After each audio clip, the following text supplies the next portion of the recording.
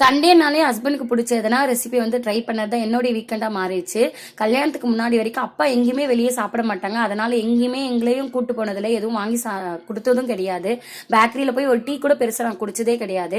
ஆனால் after marriage பார்த்தீங்கன்னா husband family அப்படியே ஆப்போசிட். நல்லா பேக்கரியில் வாங்கி சாப்பிடுவாங்க. அவுட் சைட் ஃபுட், ஸ்ட்ரீட் ஃபுட்லாம் நல்லா சாப்பிட்டு பழக்கம் இருக்கும். எனக்கு அது எல்லாமே புதுசாக இருந்துச்சு. ஒரு லெமன் டீ கூட ஆஃப்டர் மேரேஜ் தான் நான் வந்து ட்ரை பண்ணேன்.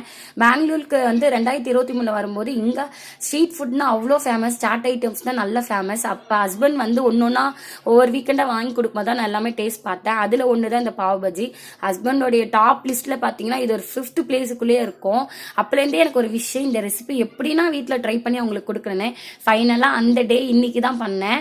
அவங்களும் சாப்பிட்டுட்டு வா வேற லெவலில் இருந்துச்சு, சேம் டேஸ்ட் வந்துருச்சு அப்படின்னு சொல்லுவாங்க.